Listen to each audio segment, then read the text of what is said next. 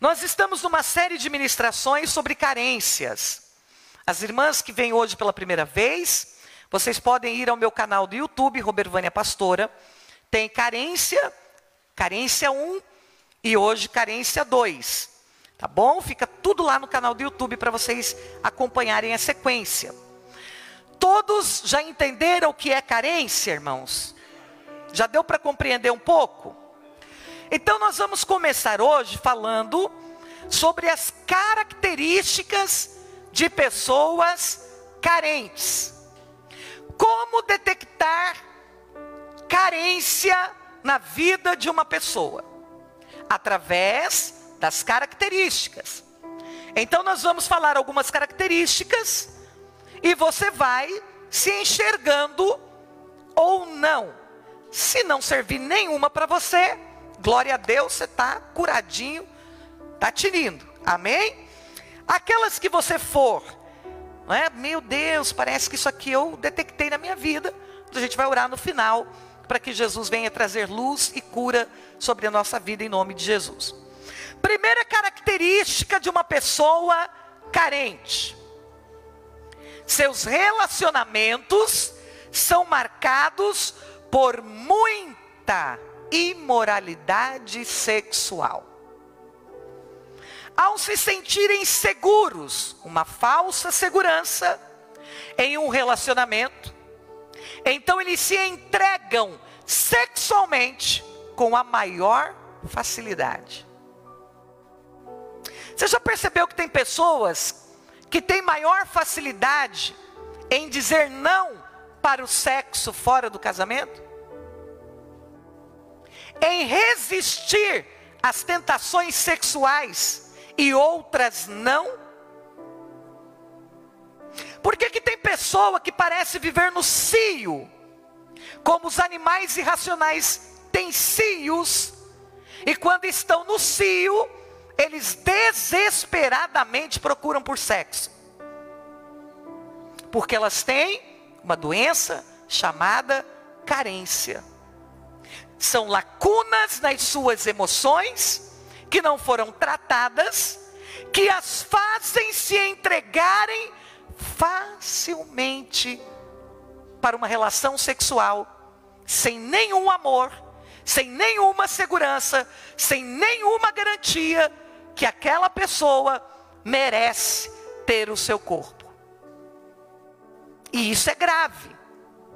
E é por causa disso que nós vemos principalmente mulheres entregando-se desesperadamente a momentos de sexo com pessoa que elas nunca viram, não sabem quem é, não sabem se ao acordar aquela pessoa vai querer continuar, vai ficar com ela, vai tratá-la bem, vai ter com ela um momento de romance, um compromisso. Simplesmente ela vai fazendo o que dá na cabeça. Por quê? Porque ela tem uma carência. E esta carência leva ela a viver a imoralidade sexual. Porque sexo, irmãos, não é só para prazer do corpo.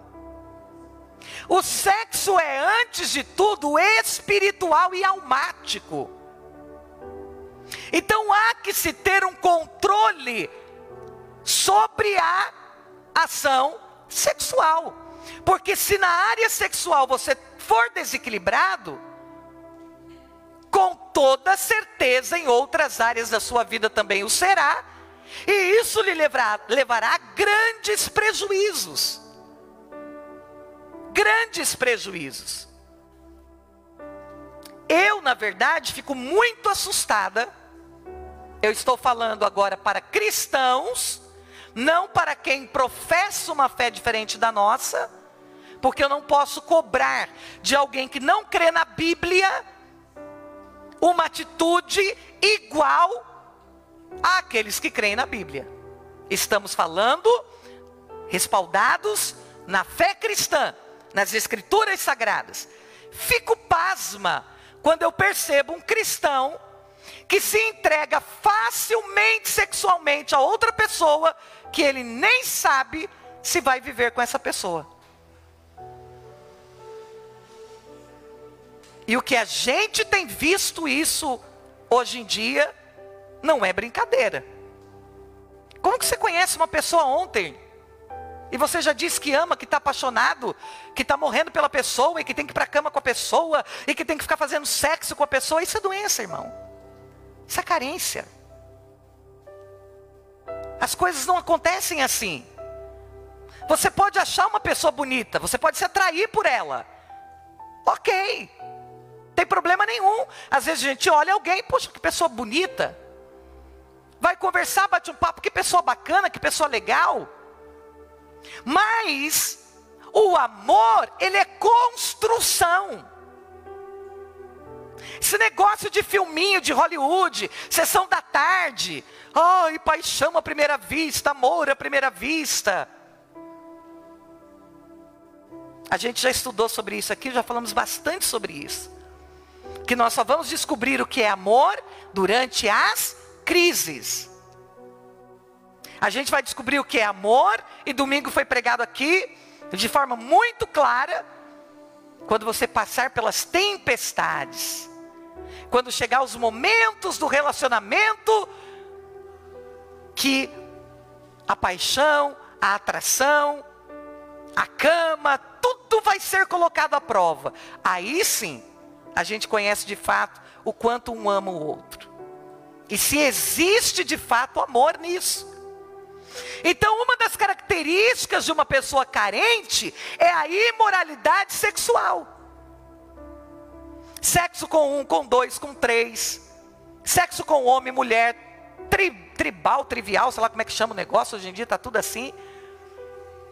Não é? É homem com duas mulheres com um homem só, aquela bagunça toda. Não, gente, vocês precisam ser santos.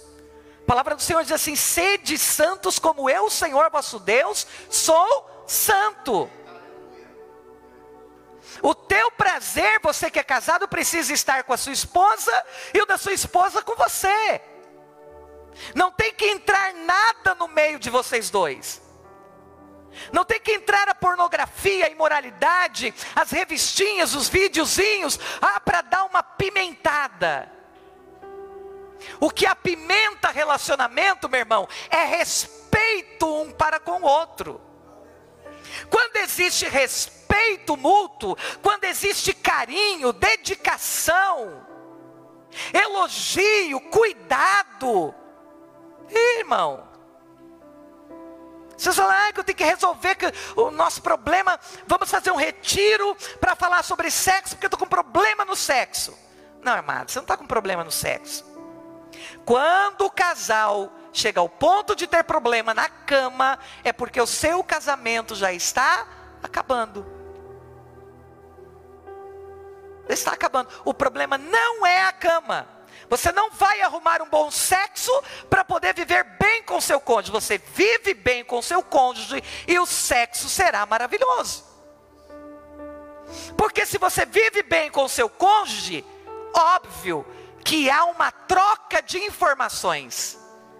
E um vai tentar, pelo menos tentar, satisfazer o outro na cama. Para que ambos tenham desejo um pelo outro. Sejam satisfeitos um pelo outro. Aí a desculpa hoje, não, que a gente precisa, é porque o problema é o sexo. Não, irmãos, não é o sexo. O problema é a tua falta de respeito, tua falta de educação, falta de carinho. A mulher não vai querer ir para a cama com um homem que parece um jumento durante o dia, que dá patada, que é ignorante, que é seco, que trata ela como um objeto. Ela não vai querer. Quando chegar a noite, que você vem todo faceirinho, ela vai dizer, e aí, já me pediu perdão? E o que você falou para mim durante o dia? Em contrapartida, nós mulheres precisamos deixar de ser tão dodóis, porque nós também não somos feitas de açúcar. E crescer um pouquinho, amadurecer, porque o homem não é mulher, você precisa saber disso. Homem é homem, e o homem que é homem tem jeito de homem, e todo homem que é homem tem jeito de homem. De vez em quando perde as estribeirinhas, de vez em quando são teimosos, são mais, não é? Aí as mulheres parecem umas manteigas derretidas. Também, irmãs, pelo amor de Jesus Cristo, não é uma manteiga derretida, né? O marido falou um pouquinho mais grosso, vê se engole o choro, para de palhaçada. Né? Estava estressado, estava cansado, um monte de coisa, preocupado, vai trabalhar, é um estresse. Então, quer dizer, irmãs, é um conjunto. Não vamos entrar novamente aqui, senão nós vamos ficar falando só sobre casal e não dá. Tem muita gente solteira também. Mas cair na cilada do inimigo, da imoralidade sexual, ou de ficar se entregando às pessoas facilmente, isso é carência. Isso é carência. Tá bom? Perceba que tem jovens realizados em Deus, que estão aguentando firme na santidade. E tem gente velha que não está aguentando mais a santidade. Vive praticando sexo fora do casamento, fora da ordem do Senhor Jesus, dentro do matrimônio, e diz que não segura a onda, não aguenta. Não aguenta a tua doença de alma. Está doente, está ferido. Tem lacunas abertas aí. Você desconta onde? No sexo. O povo lá fora que não conhece a Deus bebe, fuma, se droga, vai para balada, pinta as canecas. Tem outros que são melhorzinhos da cabeça, vão praticar esporte, vão correr, outros vão fazer uma luta, vão para academia, cada um com a sua válvula de escape. Agora, ir correr para uma academia, fazer um esporte é saúde. Agora, sair fazendo sexo com pessoas que Deus nem autorizou ainda você fazer, não casou, não tem um compromisso matrimonial, isso é pecado. E compromete a tua vida espiritual. Então você tem que tomar cuidado. Amém? Tem que tomar cuidado, tem que ter equilíbrio sobre isso. Porque aquilo que você não domina, você se torna escravo. Então você tem que dominar. Tem que dominar. Eu não consigo parar de comer, então você é escravo da comida. A comida é o teu Senhor. Porque eu não consigo deixar de ser nervoso. Então o teu Deus é o nervosismo. O teu temperamento pode e deve sim ser controlado pelo Espírito Santo de Deus. Amém? Então, por favor, veja isso na sua vida. Porque eu já falei aqui 1000 vezes, não se casa para fazer sexo, irmãos. Sexo é uma bênção do matrimônio, mas eu não caso para poder fazer sexo. Ai meu Deus, eu vou casar porque eu quero fazer sexo sem pecar. Busca um tratamento, faz uma terapia, busca um psicólogo, conversa aí com alguém, porque a coisa está feia para o teu lado. E aí quando você casa para poder fazer sexo, vai fazer sexo, vai enjoar, porque acaba, né? Tem dia que a gente está enjoado da cara um do outro. E aí? Daí você vai procurar outro, e vai viver procurando sexo nas pessoas, para satisfazer uma carência. Existem até pessoas que são doentes, compulsivas por sexo. Conheci algumas delas e tive a tristeza de acompanhar alguns casos drásticos em relação a isso. O sexo é bom, irmãos. É maravilhoso, é uma bênção de Deus para o matrimônio. E ele não deve tornar senhor da sua vida. Não deve ser uma escravidão. Você não deve todo dia e noite estar pensando em sexo, como se a vida fosse feita só de ato sexual. Apesar de ser bom e prazeroso, não deve ser algo que rege a sua vida. Quem está entendendo até aí? Segunda característica de pessoas carentes, são escravos da masturbação, da pornografia. E na maioria das vezes, suas amizades são constantemente erotizadas. Você conhece alguém que não dá para ser amigo mais, que a pessoa erotiza a amizade? Ô irmãos, antigamente a gente tinha um grupo de amigos. Meu Deus, a gente ia para a cachoeira com os amigos, jogava bola com os amigos, ia fazer trabalho na casa dos amigos. Não acontecia nada. Nada. Hoje não dá mais para uma mulher encostar num homem. Que tudo é erotizado. As pessoas já veem tudo com maus olhos. E a gente tem que andar meio pisando em ovos, tomando muito cuidado. Não podemos confundir as coisas, meus filhos. Uma irmã pode ser totalmente simpática com você, sem ter nenhum interesse sexual com você, meu irmão. Então não confunda as coisas. Aí eu acho que a irmã me abraçou meio, olha, eu senti que é um carinho. Irmão, para de delirar, para de erotizar. Aí o irmão me olhou umas 2 vezes no culto, achando, ai, sangue de tem poder, porque ele é casado. Para de erotizar, irmã. Isso é carência. Para de pensar bobagem. E quando você vê que é sério mesmo, daí corta. Os irmãos que estão solteiros aí, toma cuidado para não confundir as coisas. Não é porque uma irmã vai até você, te dá um beijinho, te abraça, que ela está afim de você, não. E de repente ela pode até vir a gostar de você. Mas você precipita as coisas, não sabe levar na maré mansa, perde. Não é? Porque pessoas besteirentas ninguém aguenta. Então, amados, tomem cuidado. Masturbação torna-se um vício perigosíssimo. Perigosíssimo. Eu vou falar aqui profundamente, pode te chocar um pouquinho, mas tem pessoas que ficam tão escravizadas pelo vício da masturbação, que chegam a se machucar, a ter que recorrer a médicos, porque se machucam, manipulando seus órgãos genitais. Isso é uma escravidão, isso é demoníaco, isso é uma carência, é uma lacuna almática muito profunda. Quando você perde o equilíbrio e o controle, pornografia nem se fala, não dá nem para a gente assistir desenho, quanto mais o resto. Hoje os desenhinhos da televisão, você senta para assistir, você leva um susto. É um estímulo para que as crianças comecem a ter relacionamento sexual, bissexual, homossexual, heterossexual.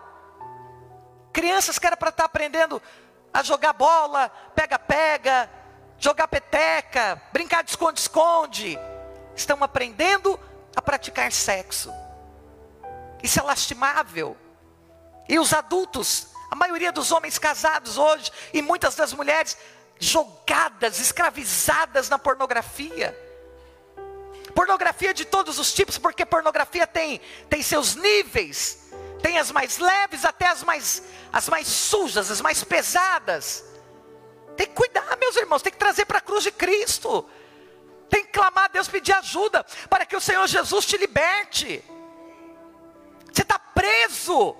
Isso aí é uma rota de fuga que você encontrou. Amizades erotizadas. Ninguém pode ser mais amigo hoje. Não pode se trocar um dedinho de prosa, que já vem besteira, já entra ali malícia no meio. Terceira característica de uma pessoa carente: costumam cobrar atenção, afeto e carinho a qualquer custo. É aquela pessoa que constantemente está te cobrando. Mas você não me abraçou hoje. Você hoje não falou que me ama. Ai, porque você hoje não me fez um carinho. Ai, porque já faz 1 mês que você não me traz uma flor. E geralmente as mulheres são extremamente carentes, né? Mas existem muitos homens também carentes. Mas, no nosso campo das mulheres, isso é mais nítido. Gente, você vai ver a vida inteira cobrando pessoas, mendigando amor. Eu penso o seguinte, amados, tudo que eu tenho que ficar te cobrando, eu já não devia aceitar. Porque daí já não é voluntário, já não, sabe, não está vindo de dentro. Não se cobra amor, não se cobra afeto, não se cobra carinho. Você recebe voluntariamente. E aquela pessoa que ela é carente, afetiva, emocional, ela está sempre cobrando. E aí, por mais que você dê a ela nunca se satisfaz. Uma outra característica das pessoas carentes: sempre tratam pessoas e grupos com uma certa intimidade descontrolada. Sabe aquela pessoa que te conheceu ontem? Já entra no meio do grupo, e ali ela já, meu Deus, é como se fosse tua amiga de infância, já entra nas conversas, nos assuntos, já se intromete em tudo, é uma coisa assim desequilibrada, um descontrole. Carência. Dá-se a impressão, a gente tem a impressão, que aquela pessoa é muito bacana. Oh, que pessoa bacana, né? Consegue fazer amizade fácil. se relaciona fácil com todo mundo. Não, às vezes ela está só mendigando mesmo. Está entendendo? Está só mendigando amizade. É só descontrolada mesmo. Tem que prestar atenção nisso.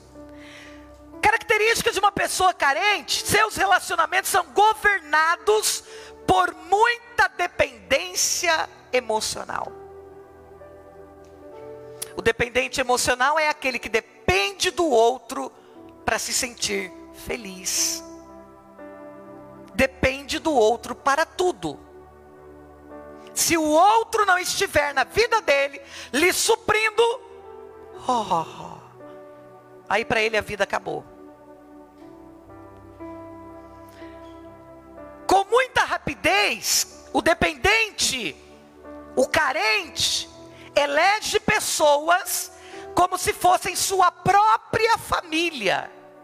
Mas diante de uma frustração relacional, são tomadas rapidamente por aversão e por ódio. Conhece alguém assim? Que te conhece hoje, amanhã você já virou família? Legal, até aí tudo bem. Só que o problema do carente é, na primeira desavença que houver neste relacionamento, ele passa a te odiar na mesma medida que ele te amou. Aí está a característica de uma pessoa doente, de uma pessoa carente. Porque a pessoa sarada, ele pode até ter você como família da noite para o dia. Só que na hora que você falhar com ele, ele continua te amando do mesmo jeito. E a vida segue. Agora, quando a pessoa te adota como família, da noite para o dia, mas na primeira frustração relacional, ela passa a te odiar, doente. É uma pessoa carente que necessita de ajuda. E como a gente vê isso dentro da igreja, irmãos? Principalmente quando se trata de ministério.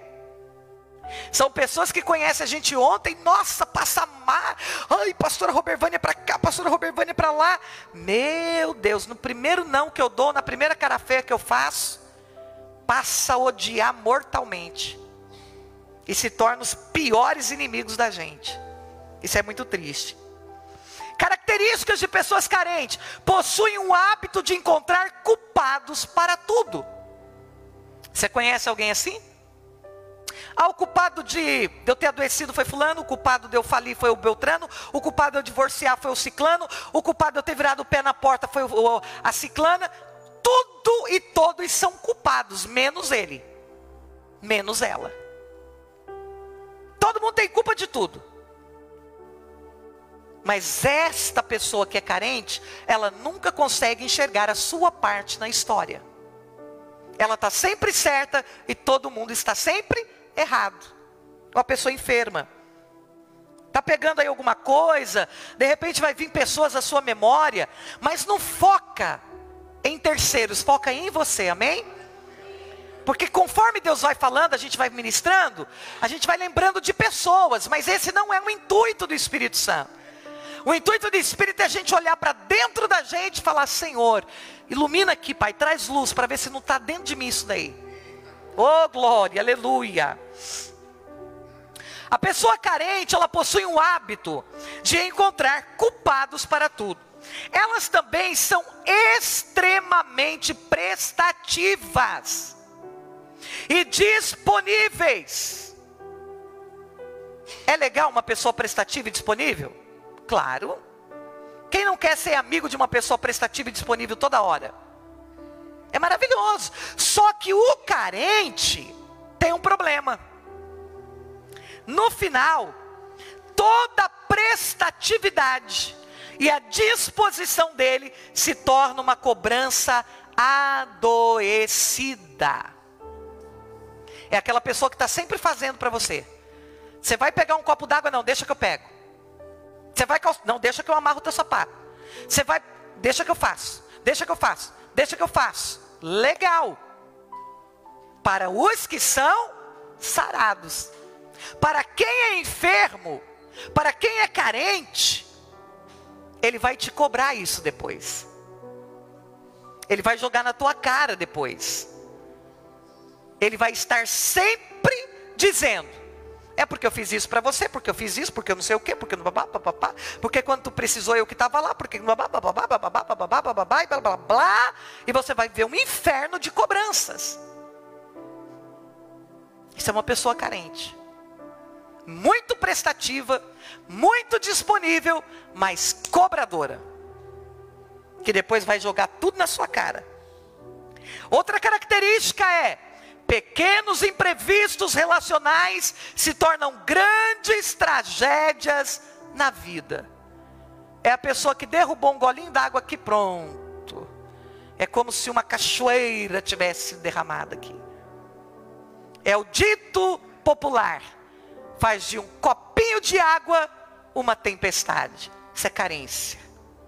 São probleminhas assim, ó, fáceis de se resolver. A pessoa transforma aquilo num inferno. A pessoa transforma aquilo numa confusão terrível. Isso é pessoa carente, irmãos. Porque uma das profundas características do carente é chamar a atenção. Ele precisa da atenção do outro. Então, se ele puder pegar uma coisa que é desse tamaninho e transformar ela numa coisa enorme, ele vai fazer. Porque ele precisa fazer muito barulho para que alguém perceba ele. Isso é carência. Está entendendo aí, irmãos? Pessoa carente, ela enfrenta uma dificuldade exacerbada em se colocar no lugar do outro. Ou seja, o carente não tem empatia. Ele não consegue se colocar no lugar do outro. Por quê? Porque a carência afetiva, emocional, torna você um narcisista. E o narcisista, uma das suas características é não ser empático. Ele não consegue se colocar no lugar do outro e pensar assim: poxa vida, mas e se fosse eu que estivesse passando por isso? Como que eu gostaria de ser tratado? Então, enquanto é no outro, ele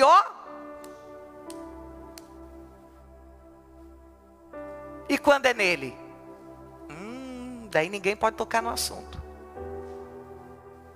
Isso é uma característica terrível da pessoa carente. Não se coloca no lugar do outro. Por quê? Porque ela é a coitada. Ela é sempre a vítima.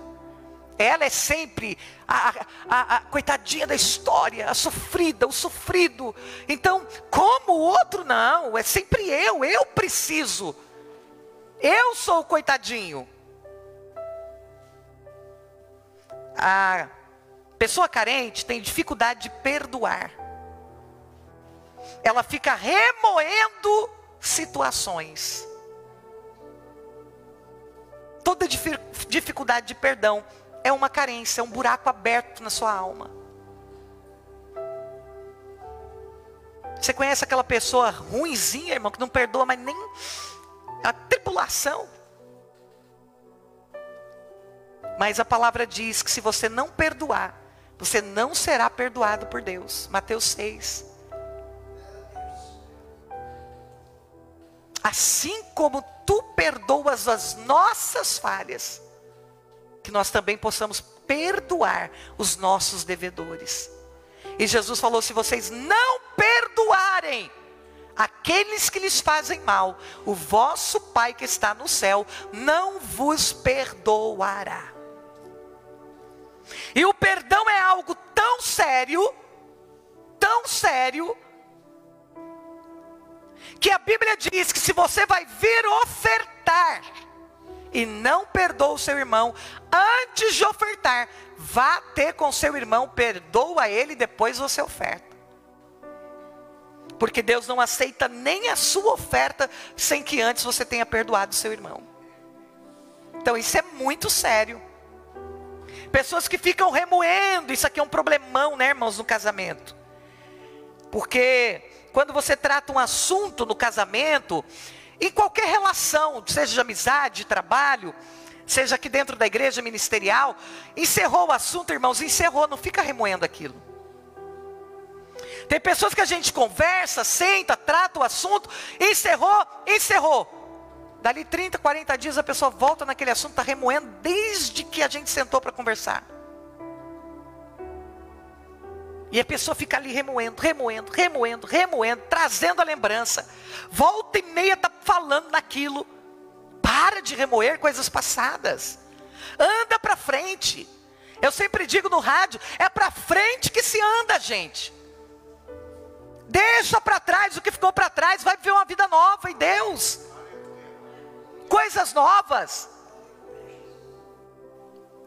Por que ela faz isso? Principalmente por causa da sua autoestima e autoconfiança serem adoecidas. Todo carente tem problema com a autoestima.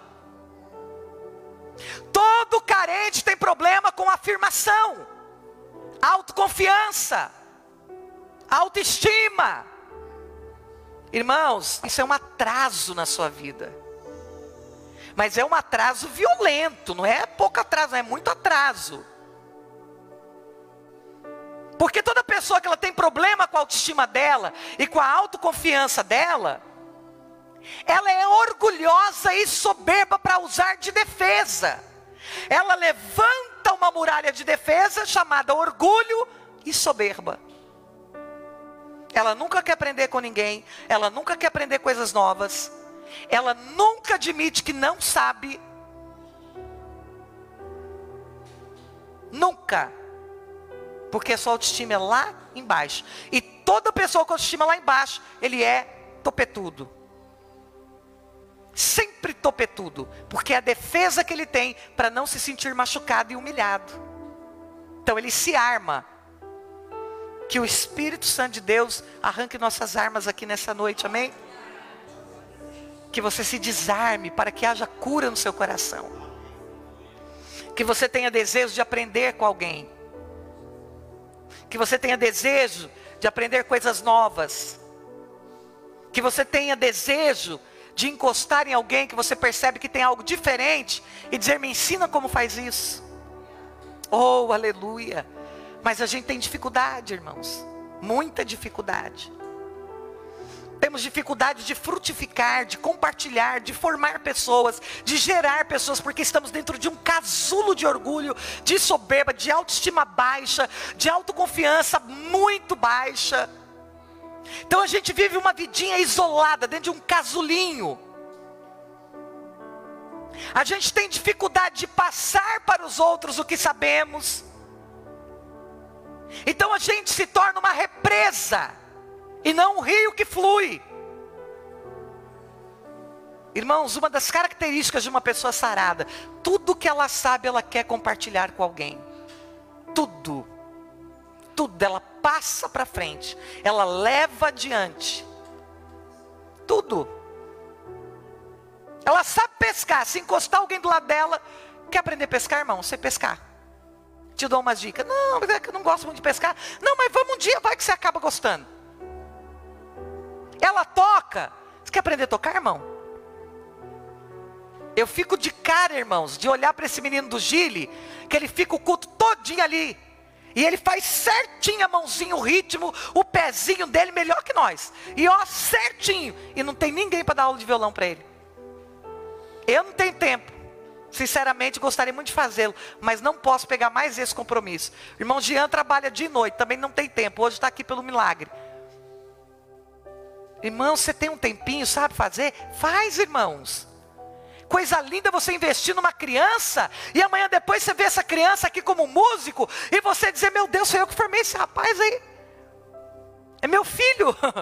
Foi eu que gerei. Isso é maravilhoso, irmão, isso é gostoso.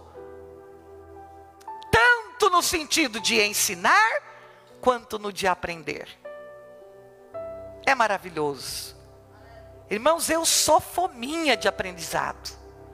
O que eu vejo a pessoa fazer diferente, eu fico ali, e pergunto de onde que ela tirou, qual é a fonte, vou buscar. Eu quero aprender.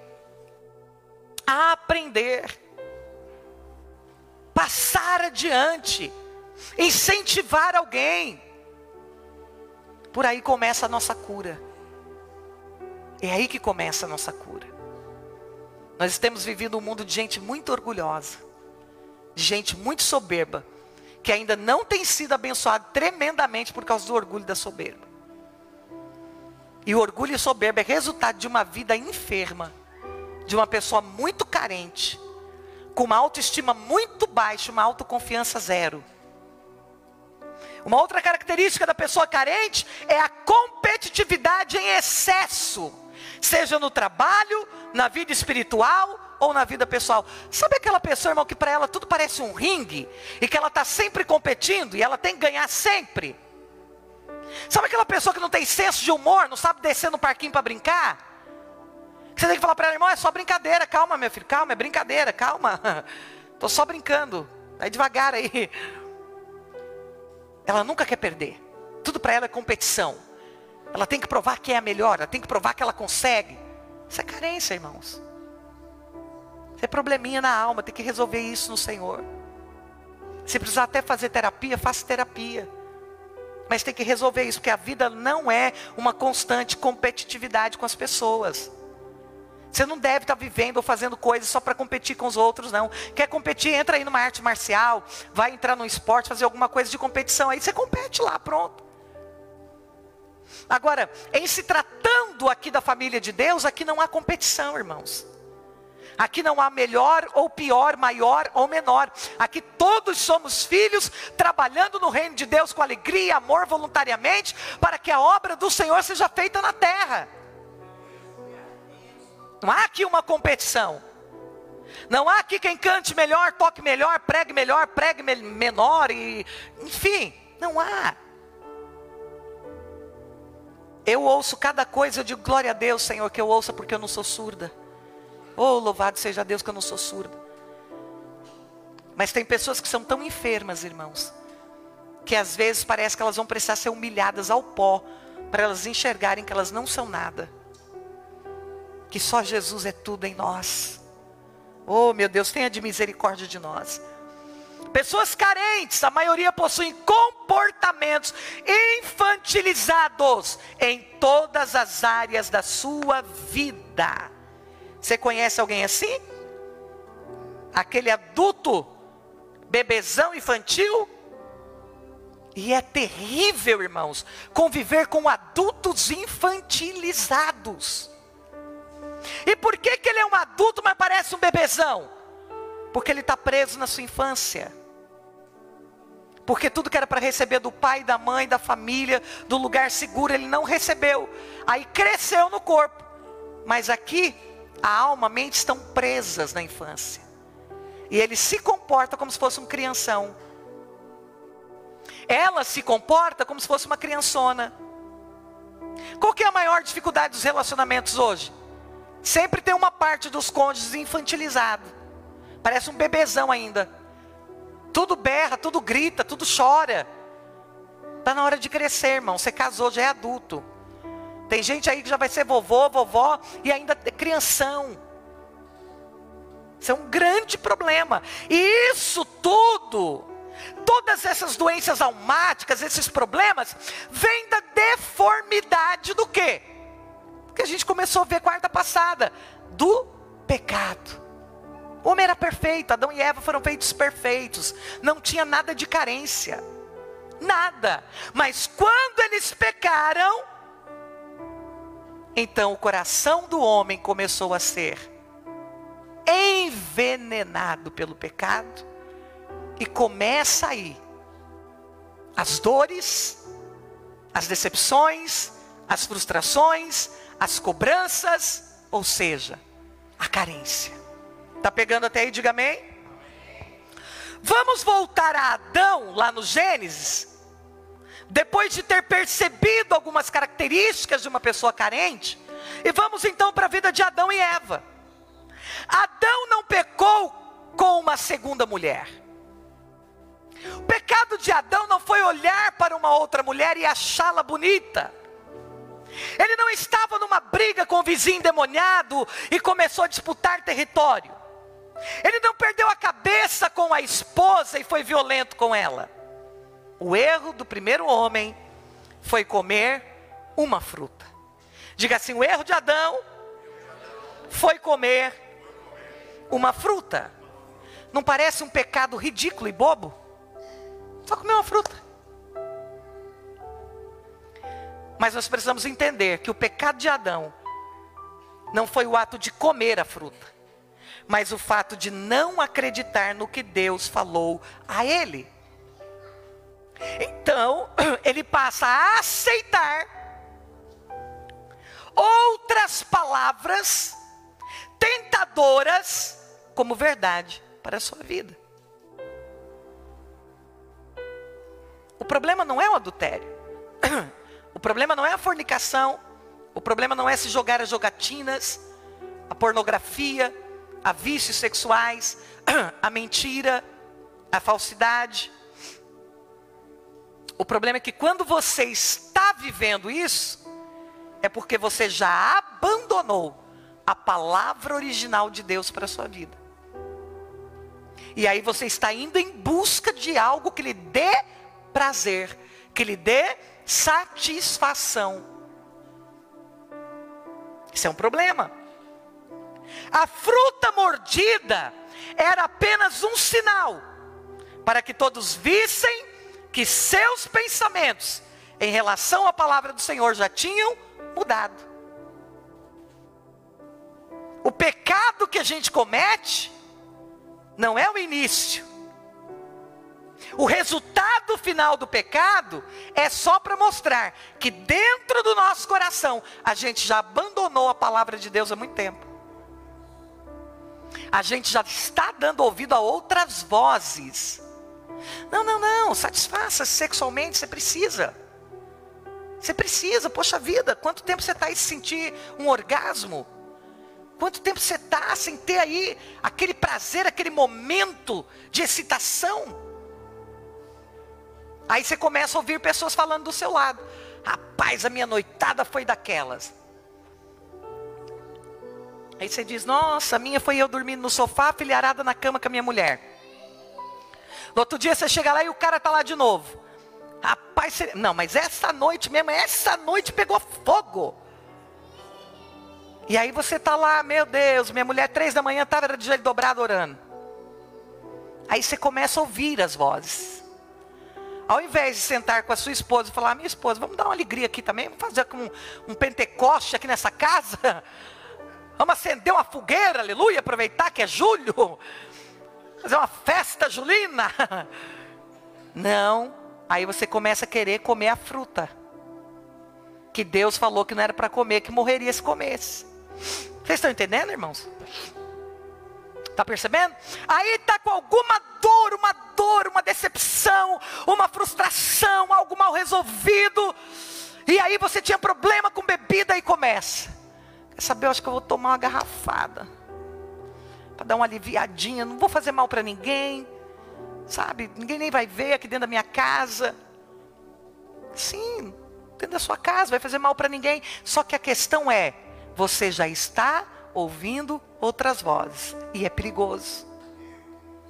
É perigoso. Porque a Bíblia diz que um abismo chama o outro abismo. Você começa por um abismo A, o abismo A chama o abismo B chama o abismo C, e daqui a pouco, irmão, uma abismaiada total. Vocês estão entendendo? Não deis lugar ao diabo, diz a palavra do Senhor. Cuidado com as vozes das suas emoções. Cuidado com as vozes da sua carência. Meu Deus do céu. Veja Gênesis 3, 1 e 6. Coloca pra gente, Gui. Eu não vou ler porque é comprido, irmãos. Eu vou correndo, senão não dá tempo, aleluia. Mas ele vai deixar na tela para vocês verem aqui. Nós vemos nesses versículos que quando a serpente, pastor Jaconias, lançou a dúvida para a mulher, já sabia que dentro dela não havia uma convicção do que Deus tinha dito.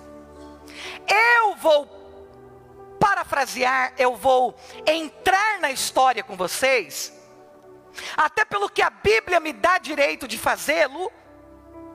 Eu penso comigo que quando o diabo entrou na serpente, para que a serpente falasse com Eva, é porque ele percebeu que Eva não saía de perto da fruta proibida.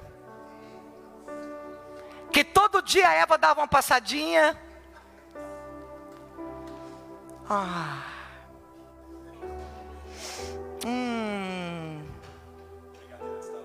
Brigadeiro antes da hora. Por que eu não posso comer essa fruta? Estou encucada. Todas, menos essa. Isso, irmã Márcia, aleluia. Irmã Márcia vai ser nossa atriz. E ela está passando.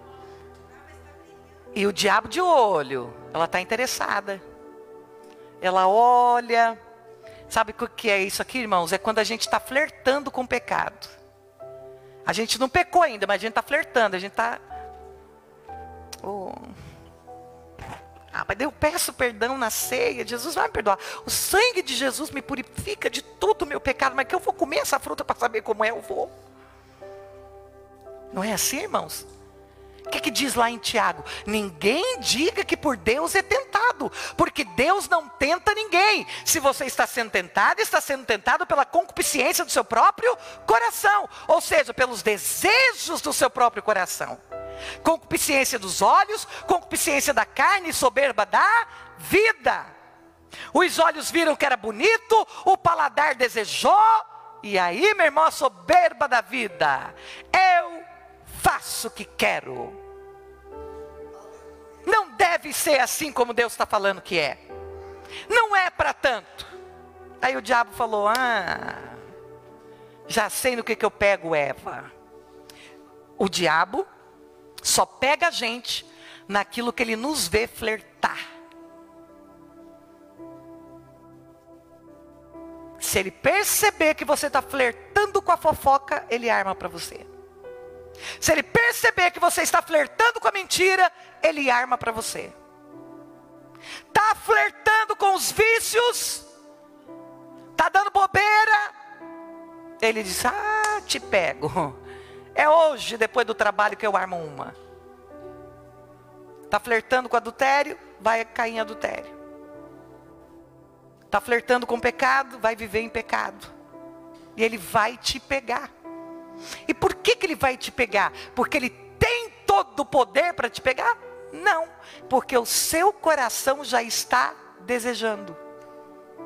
E ele trabalha com o desejo que está no seu coração.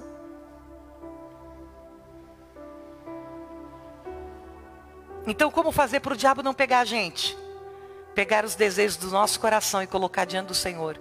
E dizer, meus desejos, minhas carências, não devem e não serão supridas através de mim. Está vendo como você dá um aleluia até desanimado, irmão? Aleluia. Quando a última nota caiu para baixo, desanimou. Por quê? Porque a gente gosta de fazer que nos dá prazer. Aí a gente está realizado. Mas tem muita coisa que dá prazer, mas depois dá uma dor na consciência. Esses dias, só um minutinho que eu vou perder o raciocínio. Esses dias eu cheguei no lugar, a pessoa olhou para nós e falou, eu estou tão feliz. Vou até imitar, Jesus me perdoa, tem misericórdia 3 vezes, mas eu preciso imitar.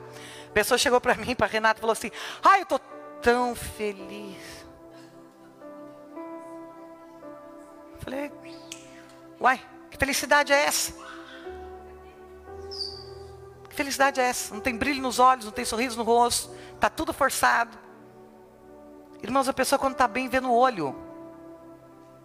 Vê no olho, o olhinho está brilhando. Não é por falar, não, por chaçadinha para o meu lado, não, porque o Espírito Santo é que vive em mim. Mas, irmãos, onde eu chego, eu cheguei na minha médica hoje, você quer me agarrar? Eu falei, o que é isso, minha filha? Ela ficou tão maravilhada, que linda, que coisa linda, você está linda. Eu vou no mercado, você está linda. Eu vou na farmácia, você está linda. Eu vou no centro, você está linda. Porque a alegria do Senhor dentro do meu coração. Não dá para esconder, irmãos, nem alegria, nem tristeza. A pessoa fala que está feliz e o zóio está assim. Que felicidade, irmão. Está feliz nada.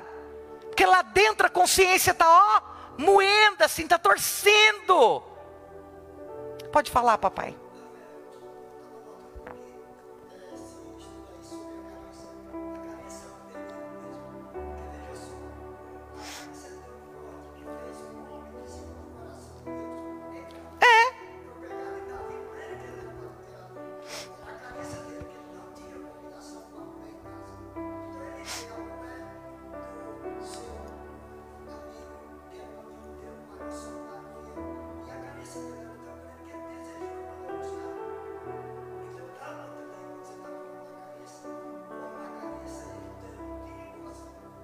E carências, esse tipo de carência que nós estamos falando, elas não devem ser supridas, alimentadas.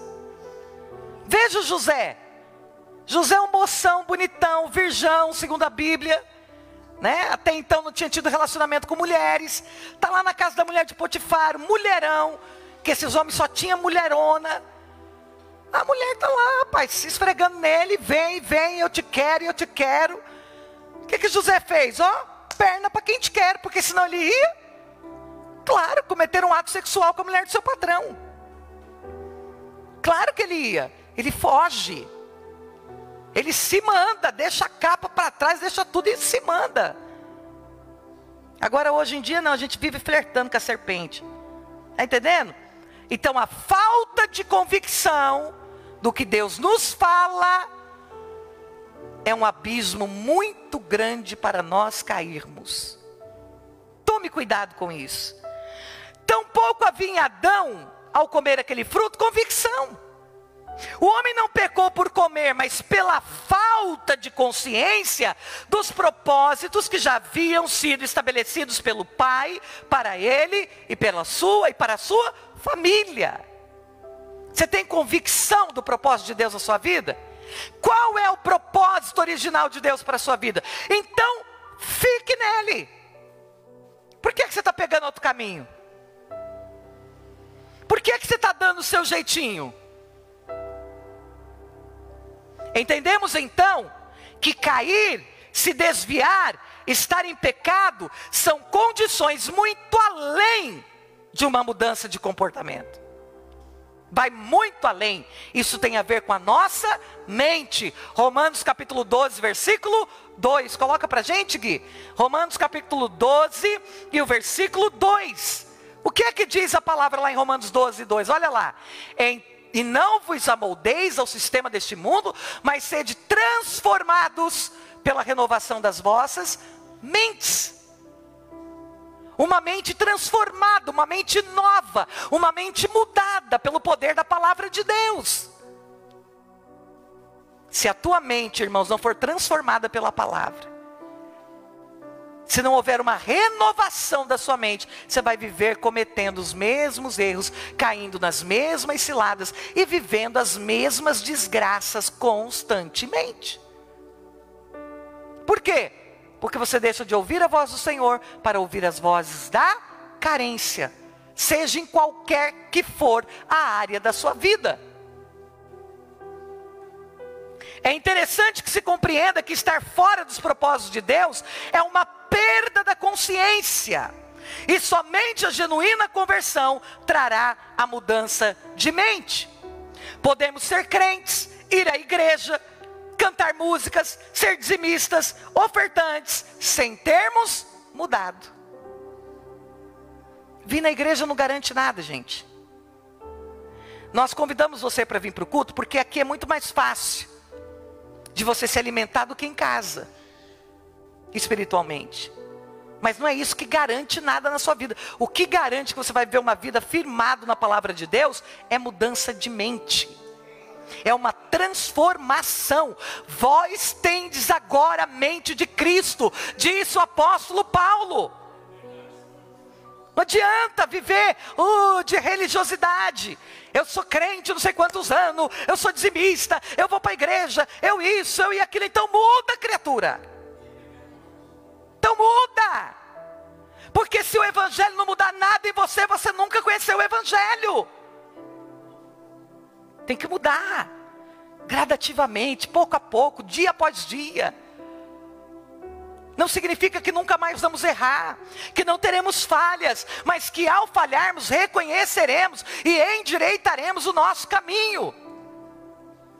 Quem está entendendo? Portanto, se diante das bifurcações da vida, do reconhecimento do pecado, dos desafios de nos humilharmos e dependermos do Senhor, decidirmos agir como quem nunca conheceu a Jesus, estamos buscando apenas ser salvos, alimentando o nosso próprio ventre. Eu só quero a salvação. Eu não indo para o inferno, tá bom. Que vidinha miserável é essa, não? A queda da humanidade fez isso com a gente. alterando os valores já estabelecidos por Deus. Deus falou a Adão para que ele frutificasse. Satanás, por sua vez, indicou para Adão que ele comesse do fruto. Um fruto específico que afrontava a vontade de Deus. O que é que Deus falou para Adão? Crescei e multiplicai. O que é que o diabo falou? Coma, satisfaça a tua vontade. Está pegando, irmãos? Isso é forte ou não é forte? Todas as vezes que você está sendo direcionado a satisfazer seus próprios desejos, não é a voz de Deus. Calma aí. Deus tem o maior prazer em realizar desejos dos nossos corações. A gente já vai chegar lá. Mas desejos, sonhos e planos que estão alinhados à sua vontade para nós, que nos trarão vida e não morte. Estão compreendendo, irmãos? Porque tudo começa devagarzinho e depois você perde o controle. Enquanto a palavra do Senhor foi: frutifique e multiplique, seja um alimento para quem precisar. É isso que Deus está falando para Adão. Você carrega a bênção, então disponibilize bênção para quem precisar. Frutifique a terra, multiplique na terra, seja um provedor para alguém. O diabo chega para Adão e fala para ele: encha o seu próprio ventre, coma, satisfaça.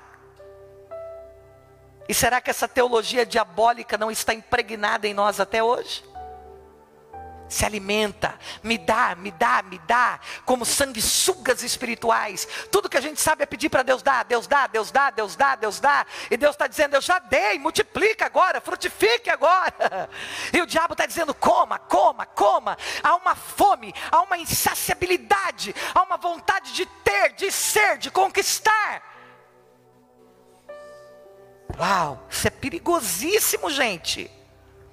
De alguma forma, depois da queda, tudo que era crédito e consciência na vida do homem, passou agora a ser um débito, gerando um pensamento que diz: a vida me deve alguma coisa. Adão começou sua vida, eu é que estou devendo a ele. Agora, depois que ele peca, a vida, Deus e todo mundo me deve alguma coisa. Entrou a cobrança. Estão entendendo até aí, irmãos? Ao pecar, o homem substituiu a convicção da bênção recebida pela expectativa da bênção a ser recebida, preferindo algo que ainda viria. Esse é o problema da maioria de nós. As pessoas não procuram as igrejas para ter consciência do dom de Deus. Quero conhecer Deus, quero conhecer Jesus, quero servir o reino, quero trabalhar para Ele, eu quero ser bênção para alguém, eu quero frutificar. Não, elas procuram para alcançar algo e suprir alguma expectativa ali. Por isso que eu sempre pergunto para músicos e pregadores, obreiros da igreja: meu irmão, você entende o que é ministrar na casa do Senhor? Você entende o que é ser um obreiro da casa do Senhor? Ou você está querendo realizar, preencher uma frustração sua dentro de um ministério no reino? Porque tem pessoas que não se dão bem lá fora com nada, e ele vem querer se realizar aqui dentro. Eu conheço várias. E aí você percebe isso porque logo ele quer ser pastor. Ele quer já mandar, ele quer liderar, ele quer ter alguém sobre ele. Porque lá fora o sonho dele era ser um gerente, era ser um patrão, era ser um encarregado. Ele nunca conseguiu, ele vem para dentro da igreja, ele quer gente.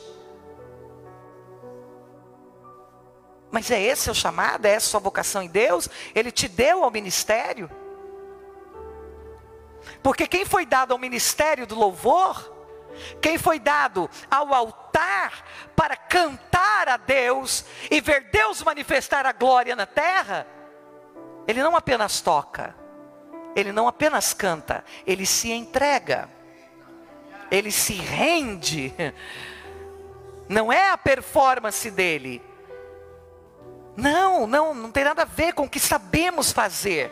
Não tem nada a ver com a nossa técnica. Tem a ver com a nossa entrega. E quando a gente se entrega a Ele em sacrifício vivo, santo e agradável, o fogo desce. A glória se manifesta. Não é sobre subir aqui e blém, blém, blém, blém, plom, plom. Não. É sobre adorar a Ele através da música. É sobre enaltecer a Ele através da minha voz. É sobre tocar o coração de Deus para que o Espírito toque o coração da noiva. Quando eu ministro a palavra, não é sobre esboçar cursos teológicos e uma boa oratória. É sobre ser uma voz de Deus que mexa com você, que confronte você e que traga você de volta para dentro do coração do Pai. Oh, aleluia! Glória a Deus! Cuidado! O diabo está falando para você, coma. E Deus está falando, frutifique. Aleluia. Ora, manchoria, gere.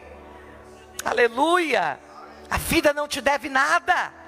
Não substitua a convicção da bênção recebida pela expectativa do que vai se receber. Deus já tem uma bênção para você, mulher. No seu relacionamento, não se precipite. Deus já tem uma bênção para você, homem. Não te precipite.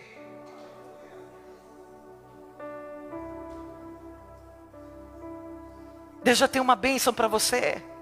Você já carrega a bênção financeira. Não faça bobagem por causa de dinheiro. Deus já tem algo para você dentro do ministério. Não te precipites. Seja aquilo que Deus chamou você para ser. Ministério não é sobre degraus, é sobre parceria, é coletividade, é comunhão. Não é sobre ficar subindo uma escadinha. Ixi, agora eu sou maior que o Ricardo, agora eu sou maior que o Lisandro. Não é sobre isso, gente. É sobre andar lado a lado, trabalhando e convergindo para o mesmo alvo, que é Cristo Jesus. Aleluia. Oh, igreja tem se tornado lugar, pastor, de responder à expectativa das pessoas. Aí elas chegam aqui, o louvor tem que ser para elas, a pregação tem que ser para elas, o assento tem que ser para elas, o ar-condicionado tem que ser para elas. É tudo para suprir expectativa. Aí ela é frustrada nos seus negócios, ela quer que aqui a gente dê jeito. Ela é frustrada no casamento, aqui a gente tem que dar jeito. Para, irmão. Igreja não é lugar de suprir suas carências. Sinto lhe informar. Seja quais forem elas, você precisa colocá-las diante da cruz de Cristo e pedir, abrir seu coração para que o Espírito Santo de Deus entre e limpe você, e cure você, e transforme você, para que uma vez sarado nele, você não queira mais nada aqui. Você apenas vem para dar.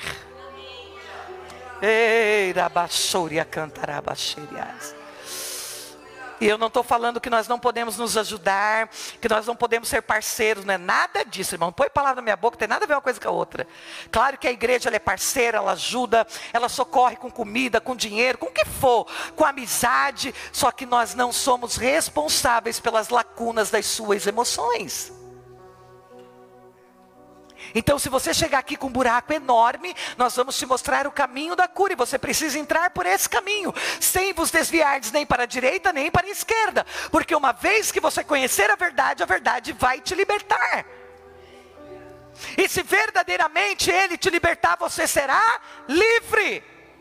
Livre, livre, livre das amarras. Livre para perdoar, livre para amar, livre para seguir com a sua vida. Muitos de nós estamos frustrados, principalmente porque confundimos expectativa com fé. Diga assim: expectativa não pode ser confundida com fé. A primeira é a percepção de uma necessidade, ou seja, expectativa é a percepção de uma necessidade. Agora, a fé é a convicção de algo que o Senhor comunicou ao nosso coração. Eu não vivo de expectativas, eu vivo de convicção do que Deus comunicou ao meu coração. Hebreus capítulo 11, versículo 1 diz: ora, a fé é a certeza daquilo que esperamos e a prova das coisas que não vemos. Tem pessoas que chegam a dizer assim, temos que tomar muito cuidado para não gerar falsas expectativas nas pessoas. A minha pergunta é, será que existe expectativa verdadeira? Quando você está gerando algo em alguém, é tudo falso, irmãos. Porque ninguém é perfeito, só Deus é perfeito. Então, se você casou gerando uma expectativa no seu cônjuge, dançou. Dançou mesmo. Porque logo você vai perceber falhas gravíssimas no seu cônjuge, que você desconhecia no processo de namoro. Ainda mais hoje, né, que o povo não tem nem namoro. Hoje em dia ninguém namora mais. Não sei como é que pode uma coisa dessa. Eu tive que namorar 2 anos e meio, porque me acidentei. Senão tinha casado já no outro dia, porque a igreja fazia casar no outro dia. Não dá nem tempo das pessoas conhecerem. Hoje as pessoas olham uma para a outra, acham bonito, já estão na cama, já estão morando junto. E seja o que Deus quiser depois. Depois enche o saco ainda de pastor, que eu não aguento. Ele enche o saco da igreja. A igreja tem que fazer retiro todo mês. A igreja tem que ter líder para casais. A igreja tem que isso. A igreja não tem nada, irmão. Ninguém mandou você se ferrar na vida porque quis. Essa é a verdade, irmãos. Tá na internet aí, para você ouvir. Bem ouvido. Quer. A gente fala, não faz. Não faz não. Estou sentindo de Deus não. Espera mais um pouquinho. Aguenta firme, amado. Tem remédio hoje em dia. Se não está aguentando, toma um remedinho. Toma um remédio, irmão, se aquieta. Faz alguma coisa aí para se aquietar um pouco. Mas segura a onda, conhece mais. Come um pacotinho de sal primeiro. Passa por experiências juntos primeiro. Ainda assim não é garantia, mas pelo menos você já vê a reação da pessoa. Durante uma prova, uma dificuldade. Não. Não. Eu estou amando. Nossa, achei meu par.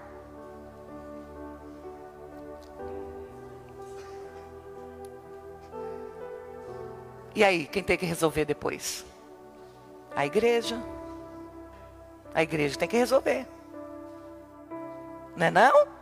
Aí Deus tem que resolver. Ai Deus, eu prometo, vou fazer uma campanha de não sei quantos dias. Deus está dizendo, nem prometa nada, meu filho, nem faça campanha, desperdício. Faz campanha para você ser liberto, irmão, faz. Para com essas campanhas de tolo.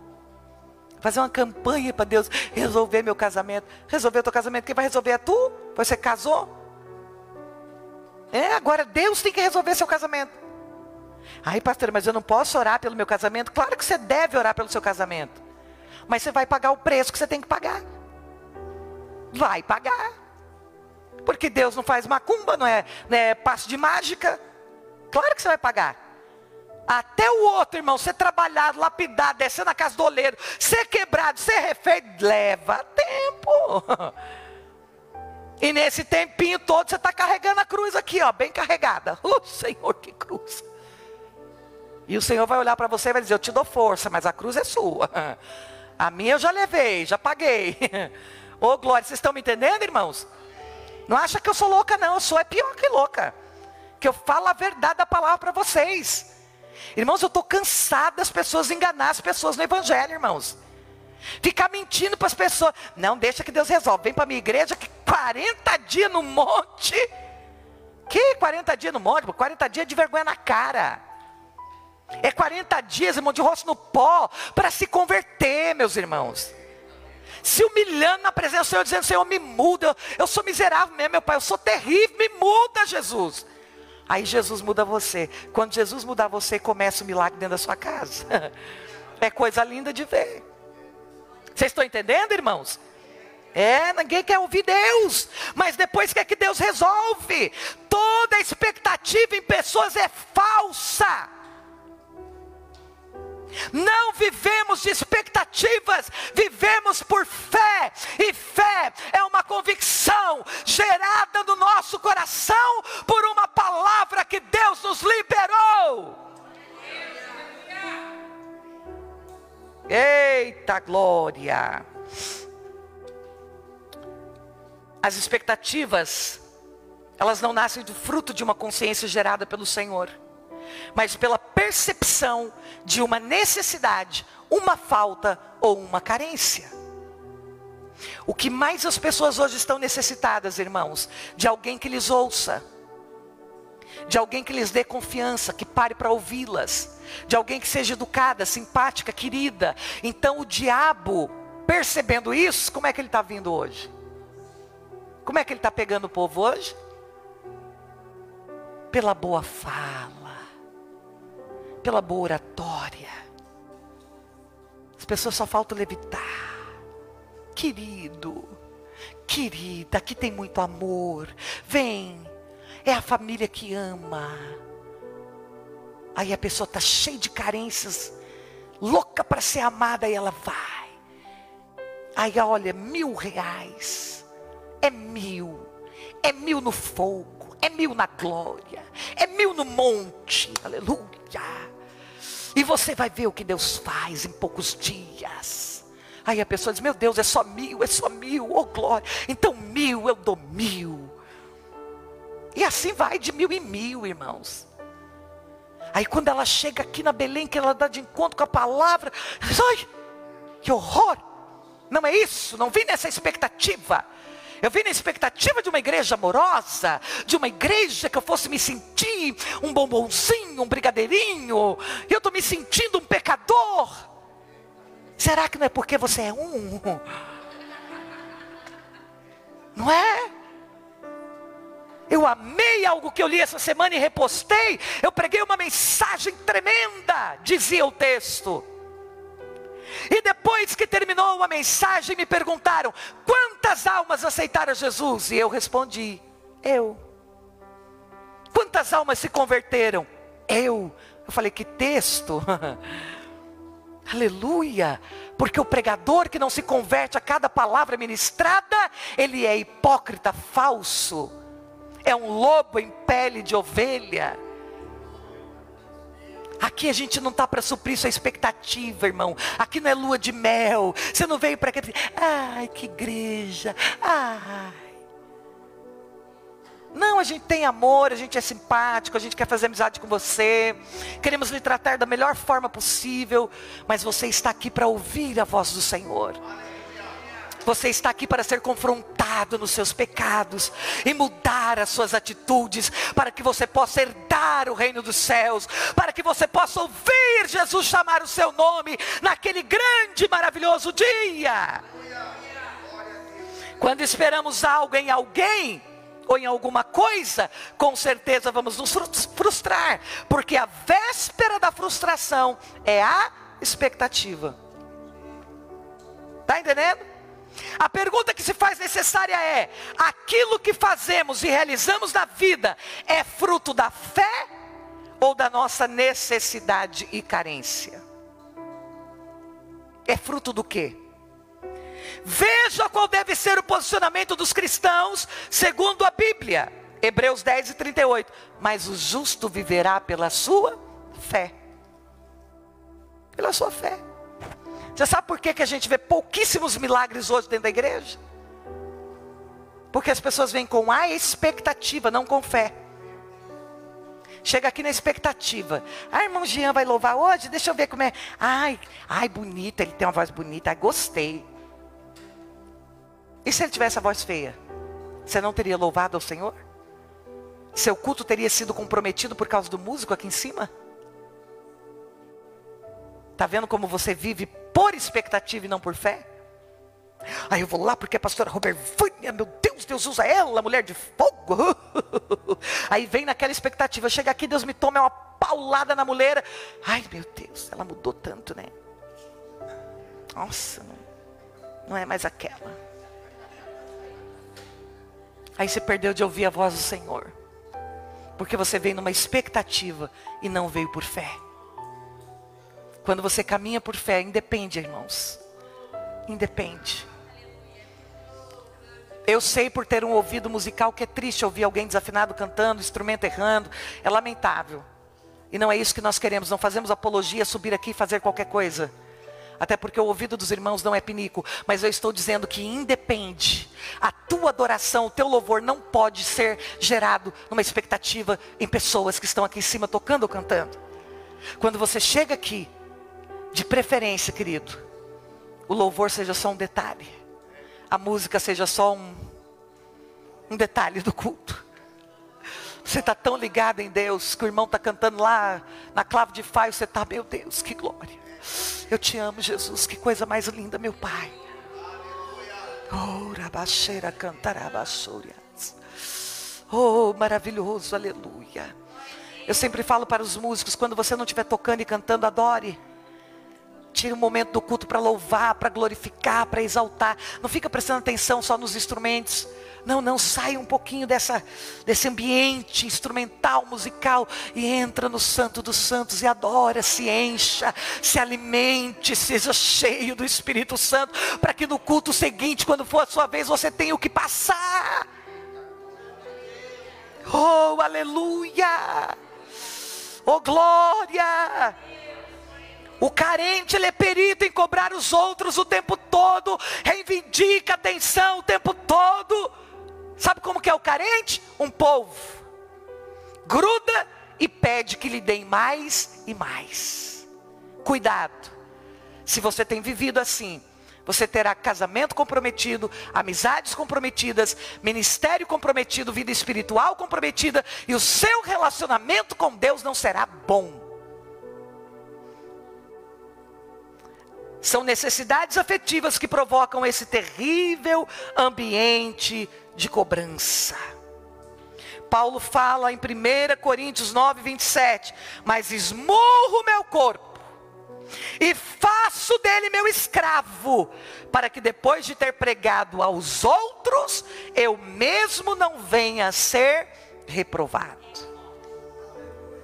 Quantas vezes você já pregou aos outros? Ai, pastor, eu nunca preguei. Já sim. Todas as vezes que você apontou o dedo, que você abriu a boca para falar de alguém, que você condenou o pecado de alguém, você estava pregando aos outros. Mas aí você precisa olhar para você mesmo e ver se você mesmo está sendo reprovado naquilo que você mesmo condena nos outros. E se nós estamos sendo reprovados naquilo que nós mesmos condenamos nos outros, é tempo de nos arrependermos. É tempo de nos convertermos. É tempo de nos dobrarmos diante do Senhor e pedir: Pai, tira de mim toda essa carência, esse buraco emocional, todas essas doenças almáticas, traumas da minha infância, traumas do meu passado. Me limpa, meu Pai, para que eu possa fluir livremente no Teu Espírito Santo. Oh, glória. Vou chamar aqui nosso irmão Jean para louvar com seu instrumento. Eu quero que você fique de pé, por favor. Nós vamos orar nesta noite. Semana que vem nós vamos encerrar esse assunto com uma forte e poderosa oração de libertação nesta área. Vamos pautar mais alguns sintomas de pessoas carentes. E nós vamos fazer quarta que vem um momento de oração de libertação com toda a igreja. Vai ser muito forte. Muito forte. Eu aconselho que quem está boiando no assunto nem venha nesse culto, porque o Senhor vai fazer maravilhas aqui, coisas extraordinárias. Aleluia. É tempo de Jesus sarar a sua noiva. Tempo de Jesus sarar a sua igreja.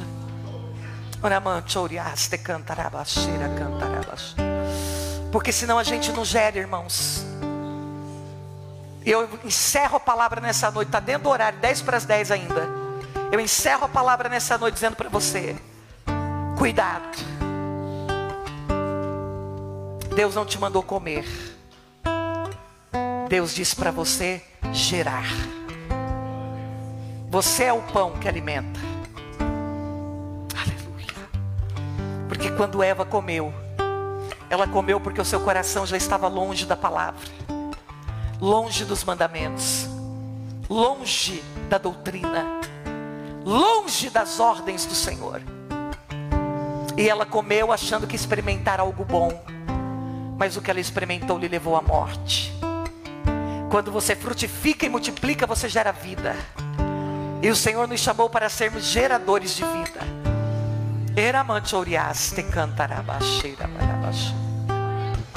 Eu quero falar para os irmãos que durante essas ministrações vai pipocar na sua vida muitos sintomas de carência.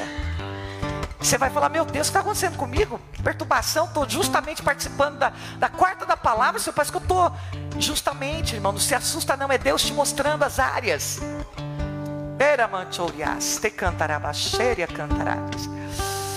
Quando o Senhor falou comigo que eu deveria